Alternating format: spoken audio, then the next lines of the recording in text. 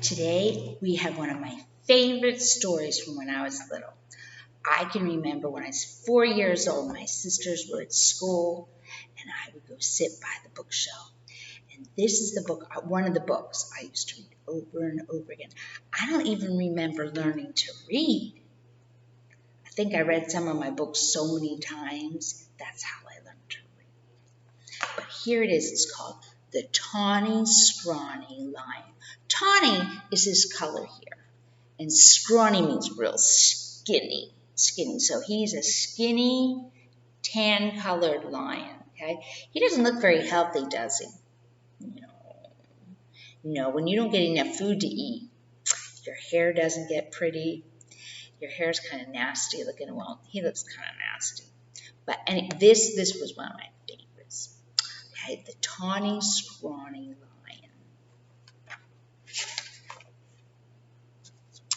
Once there was a tawny, scrawny, hungry lion who could never get enough to eat.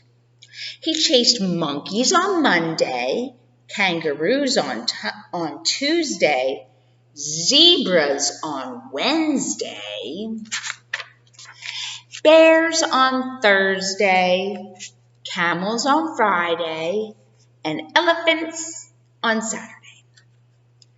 And since he caught everything he ran after, that lion should have been fat as butter. But he wasn't at all. The more he ate, the scrawnier and hungrier he grew. The other animals didn't feel safe one bit at all. They stood at a distance and tried to talk things over with the tawny, scrawny lion. "It's all your fault for running away," he grumbled. "If I didn't have to run for every single bite I get, I'd be fat as butter and sleek as satin. Then I wouldn't have to eat so much, and you'd last longer." That's kind of silly. Just then, a fat little rabbit came hopping through the forest, picking berries. All the big animals looked at him and grinned slyly. "Rabbit," they said. "Oh, you lucky rabbit. We appoint you to talk things over with him." Do you think what'll he do if he gets a rabbit? Rabbit's only little.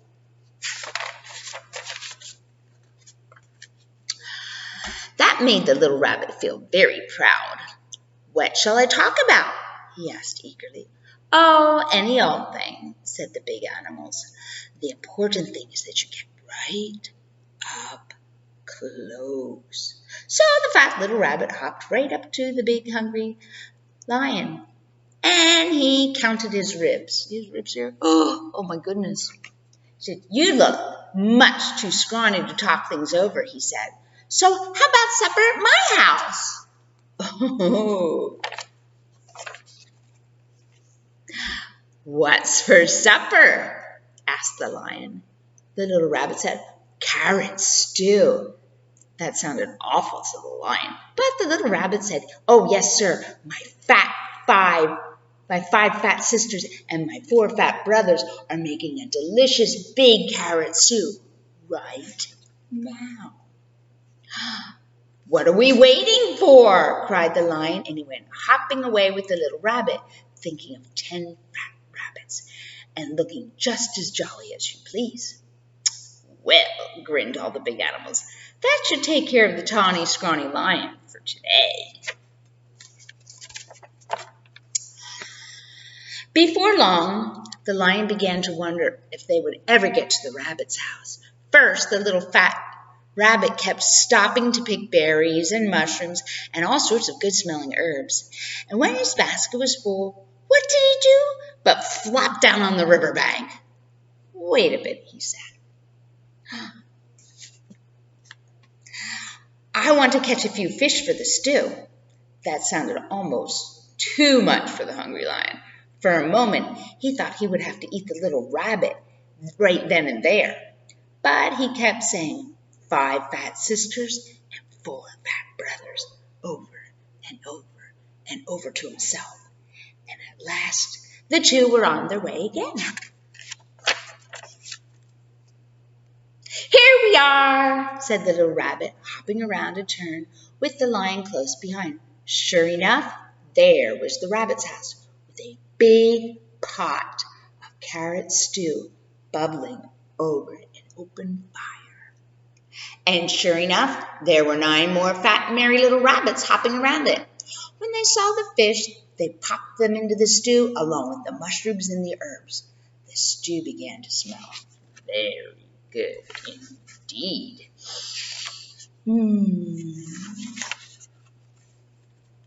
And when they saw the tawny, scrawny lion, they gave him a big bowl of hot stew. And then they hopped about so busily that really it would have been quite a job for that tired, hungry lion to catch even one of them. So he gobbled his stew, but the rabbits filled his bowl again. When he had eaten all he could hold, they heaped his bowl full of berries. Yummy! And when the berries were gone, the tawny, scrawny lion wasn't scrawny anymore, and what a fat, plump lion.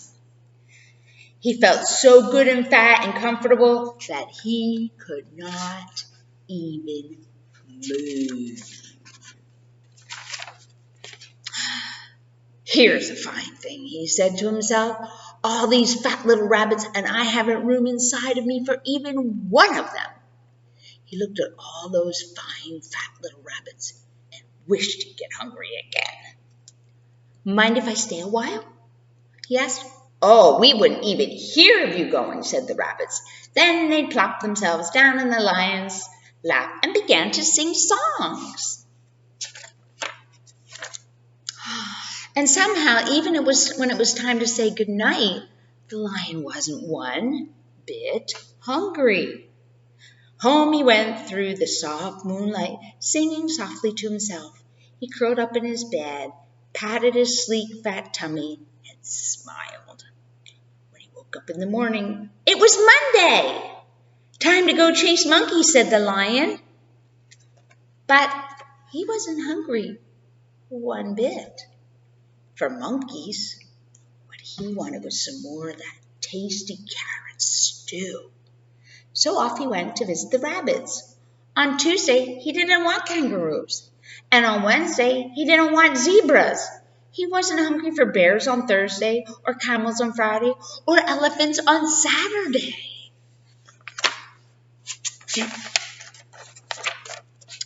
All the big animals were so surprised and happy, they dressed in their best and went to see the fat little rabbit. Rabbit, they said, oh, you wonderful rabbit, what in the world did you talk to the tawny, scrawny, hungry, terrible lion about? The fat little rabbit jumped up in the air and said, oh my goodness, we had such a good time with that nice, jolly lion that I guess we forgot to talk about anything at all. And before the big animals could say one word, the tawny lion came skipping up the path. He had a basket of berries for the fat rabbit sisters and a string of fish for the fat rabbit brothers and a big bunch of daisies for the fat rabbit himself. I came for supper, he said, shaking paws all around. Then he sat down on the soft grass, fat as butter, sleek as satin, and jolly as all get up, all ready for another good, big supper of carrot stew. Ooh, that's one smart little rabbit, isn't he? What did he do? What did he do? He shared what he had and made friends, right? Fun story. Hope you enjoyed it.